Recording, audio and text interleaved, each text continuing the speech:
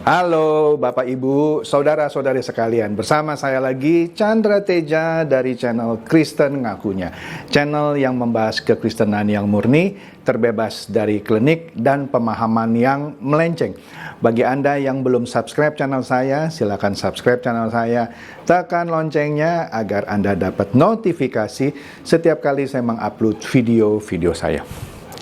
Oke, pada kesempatan kali ini saya kembali akan membahas sesuatu yang menarik lagi dengan suasana santai di pekarangan rumah. Ya, tentang apa? Mengenai sebuah pelayanan yang patut ditiru oleh para pendeta, gembala sidang, pokoknya mereka yang terlibat dalam aktivitas pengabaran Injil. Iya, contoh ini sangat menarik, ya. Karena sampai saat ini masih sering terjadi kontroversi, misalnya apakah seorang pendeta boleh punya bisnis, ya? Apakah dia bukannya harusnya full time di gereja mengurusi jemaat, toh dia dapat penghasilan gitu dan itu oke-oke saja dari kolekte atau persembahan jemaat. Oleh karena itu nggak perlu dia bisnis. Tapi ada satu sisi lagi orang yang berpendapat tidak masalah kalau pendeta itu juga berbisnis. Karena ini yang akan saya bahas. Ya, karena ada contohnya. Ya. Nah, semoga setelah pembahasan ini Anda akan menemukan benang merahnya mengenai apakah seorang pendeta boleh punya bisnis. Ya, sambil dia melayani. Nah, kisah yang akan saya bedah ini adalah kisah nyata tentang seorang rasul besar ini yang menulis paling banyak kitab di Perjanjian Baru, yaitu Rasul Paulus. Ya, Rasul Paulus. Ya. Rasul Paulus ini tercatat pernah jadi tukang tenda.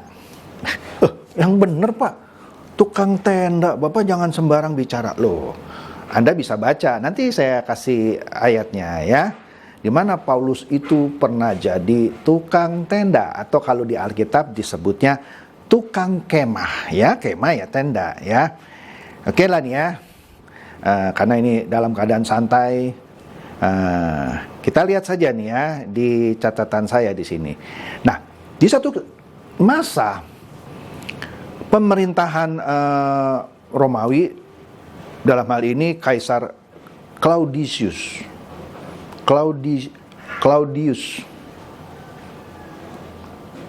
Nah, Kaisar Claudius ini memerintahkan agar semua orang Yahudi ini dikeluarkan dari Roma, diusir gitu. Diusir, ya. Baik yang bersalah maupun yang tidak bersalah. Jadi nggak adil gitu ya. Orang-orang Yahudi itu harus diusir gitu ya, dikeluarkan dari Roma. Ya. Nah, kenapa? Karena begini ceritanya. Ada tradisi orang Yahudi. Saya tidak tahu apakah tradisi ini masih dilakukan atau tidak. Secara hukum Taurat, mereka itu tidak boleh bergaul dengan orang non-Yahudi. Mereka tidak boleh melakukan kerjasama bisnis dengan orang non-Yahudi. Bahkan lebih ekstrimnya lagi, mereka dilarang masuk ke rumah orang non-Yahudi. Sehingga hal-hal seperti ini menimbulkan sesuatu yang ketidakharmonisan lah, sebut saja begitu, di pemerintahan Kaisar Romawi pada waktu itu. Ya, nah, Kekaisaran Romawi pada waktu itu tidak mau agama atau keyakinan atau apapun membuat pemerintahannya tidak efektif. Apalagi keyakinan atau agama yang membuat seperti masyarakat jadi terpecah belah. Dan Kekaisaran Romawi ini menganggap orang-orang Yahudi inilah yang punya potensi memecah belahkan kehidupan atau keharmonisan kehidupan di zaman pemerintahan Kaisar Romawi ini. Sehingga mereka harus diusir. Tragis ya. Harus diusir. Ya. Nah, di sini menurut catatan ada seorang Yahudi yang namanya Aquila, ya, bersama istrinya yaitu Priscilla pindah ke Roma, ya, dari Pontus melalui Laut Hitam pergi ke Korintus. Iya, ada namanya Aquila dan istrinya yang namanya Priscilla, ya. Nah, Aquila dan Priscilla ini tercatat sebagai sepasang suami istri yang memiliki keahlian membuat tenda. Keahlian itu didapat dari ayah Aquila ini yang memang ahli membuat tenda, ya. Dan dijadikan pekerjaannya untuk menghidupi kehidupannya bersama istrinya. Nah, pada waktu itu tenda itu dibuat dari kulit kambing yang dipotong secara presisi dan membutuhkan keahlian. Dan juga dijahit secara tepat.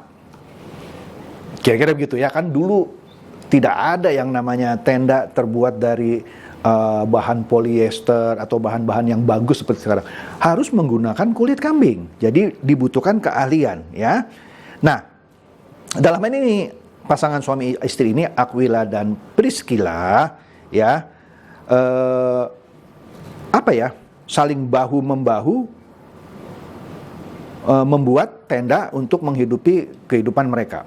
Nah, di sini ketika mereka tiba di Korintus, mereka memulai usaha itu, dan tidak lama kemudian ada juga orang-orang Yahudi lain yang membuat tenda, ya, di Korintus ini. Jadi bukan hanya Aquila dan Priscilla lah, kira-kira seperti itu. Nah, salah satu orang Yahudi ini yang pembuat tenda ini adalah Rasul Paulus, ya. Rasul Paulus, dia melakukan hal yang sama ketika dia tiba di Korintus. Ketika dia tiba di Korintus, dia melakukan hal yang sama. Apa? Menjadi tukang tenda, ya. Nah, padahal ketika dia jadi tukang tenda, dia juga tetap mengabarkan Injil. Kenapa dia harus menjadi tukang tenda? Dia harus membiayai pekabaran Injilnya. Dia tidak mau pekabaran Injil jadi stop karena tidak ada biaya. Maka dia jadi tukang tenda, ya, untuk menunjang pelayanannya di Korintus. Wah, ini sesuatu hal yang harus dicontoh. Jadi dia tidak melulu 100% mengandalkan persembahan jemaat. Ya, lagi diusir gitu loh.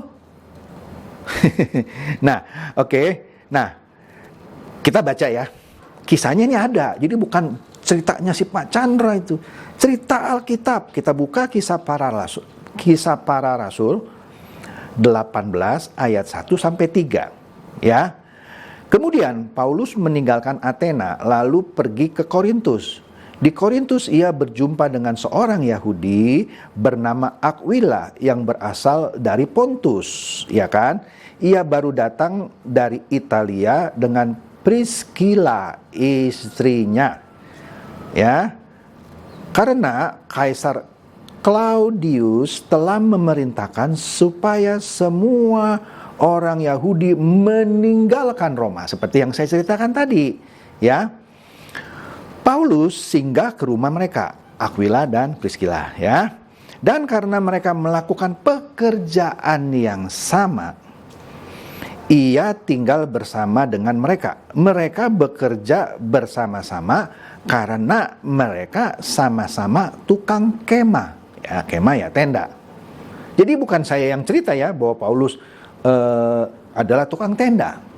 Pertama kali saya menceritakan ini, ada yang marah. Bapak jangan sembarang ngomong, itu seorang rasul. Nggak mungkin seorang rasul itu tukang tenda. Ya berarti Anda nggak rajin baca Alkitab. Atau Anda nggak tahu yang namanya kemah itu adalah tenda. Ya kemah itu tenda. Nah, tapi bagusnya ketika Paulus bersama-sama Aquila dan Priscilla menjadi tukang tenda, ya, untuk mendapatkan penghasilan sekaligus menunjang pekabaran Injil, ya. Nah, mereka di sini dalam hal ini Aquila dan Priscilla bersama-sama belajar mengenai kebenaran melalui Rasul Paulus, ya. Selama di sini menurut catatan ini, selama 1 tahun 6 bulan, Rasul Paulus mengajarkan firman di tengah-tengah mereka. Jadi hebat ini. Jadi sambil berusaha, dia tetap mengabarkan Injil, ya. Kemudian dari sinilah, ya, pengenalan akan Tuhan dari Aquila dan istrinya ini bertumbuh, ya. Mereka bertumbuh menjadi pasangan yang setia dan taat pada firman Tuhan, ya. Dan walaupun mereka bekerja keras membuat tenda, ya, memelihara keluarganya dan memperhatikan tamu-tamunya, mereka tidak pernah lupa untuk selalu belajar dan mempelajari Alkitab secara serius. Kemudian mereka juga membagikan firman itu kepada orang-orang lain untuk memperkuat kasih pasangan suami istri ini dan sekaligus menunjukkan kebersamaan mereka. Nah, inilah hebatnya. Jadi, selain Rasul Paulus menunjukkan dirinya tidak harus tergantung oleh persembahan jemaat, ya, dia juga bisa membiayai pekabaran Injilnya. Nah, efek dari ini ditularkan kepada Aquila dan Priscilla. Sehingga Aquila dan Priscilla sekaligus dia menjadi tukang tenda dan dia juga menjadi berkat bagi orang lain. Jadi ini catatan bahwa pelayanan itu tidak harus berasal dari seorang rasul, tidak harus berasal dari seorang gembala sidang, tidak harus berasal dari seorang pendeta. Orang biasa pun seperti Aquila dan istrinya ini, karena dia bergaul erat dengan Rasul Paulus dan belajar Alkitab dan kebenaran secara intens melalui Rasul Paulus, akhirnya dia juga mengabarkan Injil melalui pekerjaan mereka. Inilah yang dimaksud dengan bahwa beribadah atau mengabarkan Injil tidak harus di gereja. Nah, bisa melalui pekerjaan Anda sehari-hari. Jadi melalui pekerjaan Anda sehari-hari, apapun itu, tukang tenda, tukang beras, tukang bakmi, Anda bisa melayani, mencari uang, melayani tamu dalam hal ini, gitu maksud saya, sekaligus melayani mereka dalam hal pekabaran Injil. Nah, inilah menariknya teladan yang diajarkan oleh Paulus kepada pasangan suami istri ini ketika dia harus mencari nafkah lah gitu ya, untuk menghidupi pekabaran Injilnya, sekaligus menularkan esensi pelayanan ini kepada pasangan suami istri maksud saya, Aquila dan Priscilla. Sehingga Aquila dan Priscilla ini akhirnya juga melayani pekerjaan Tuhan melalui profesinya sebagai tukang tenda. Nah, hal inilah, ya, yang sekaligus menjadi jawaban bahwa tidak salah kalau seorang pendeta juga punya bisnis, selama bisnisnya itu, ya tidak salah juga kalau dari bisnisnya itu dia menikmati hasilnya. Tetapi dipakai juga untuk menunjang pekabaran Injilnya, sehingga dia tidak harus melulu misalnya diatur oleh orang kaya. Ya kan banyak gereja yang kalau orang kaya diberikan tempat terhormat, ya. Sedangkan yang tidak kaya tidak diperhatikan, itu salah. Berarti dia tergantung sama orang kaya atas persembahan-persembahan orang-orang kaya ini, karena orang kaya ini menunjang pelayanannya. Tidak salah menerima persembahan dari orang kaya, tapi tidak boleh membuat itu ketergantungan kepada persembahan misalnya orang kaya, atau justru akhirnya jadi tidak memperhatikan si miskin, ya. Jadi sekali lagi, tidak salah jika seorang pendeta juga punya usaha. Rasul Paulus sudah memberikan contohnya. Dia menjadi tukang tenda, ya, untuk menunjang pelayanannya. Dan dengan teladan yang dia berikan, mengabarkan Injil sambil menjadi tukang kemah, membiayai pelayanannya sendiri, gitu ya. Dalam hal ini, kalau mau ditarik ke zaman modern, tidak menyalahgunakan persembahan jemaat untuk memperkaya diri. Bahkan dia menunjukkan untuk melayani dia bekerja. mendapatkan nafkah sekaligus biaya untuk pekabaran Injil, menunjang pelayanannya.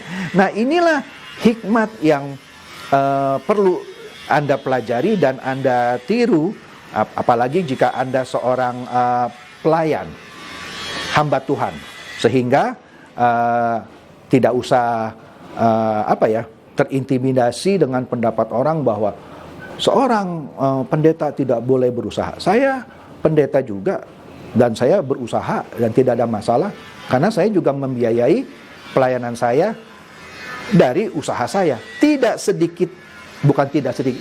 satu sen pun saya terima dari persembahan jemaat. Ya, saya tidak ambil gaji dari gereja, serius. Oke?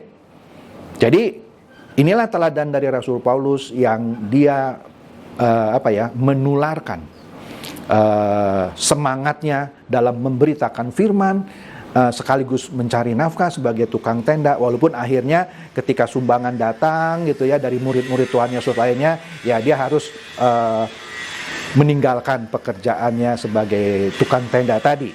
Tapi selama dia sedang kekurangan, ya dia tidak malu-malu menjadi tukang tenda. Ya, itu bukan suatu pekerjaan yang hina. Jadi kalau Anda ketemu pendeta yang saya ketemu tukang Gojek gitu ya, ternyata dia pengabar Injil.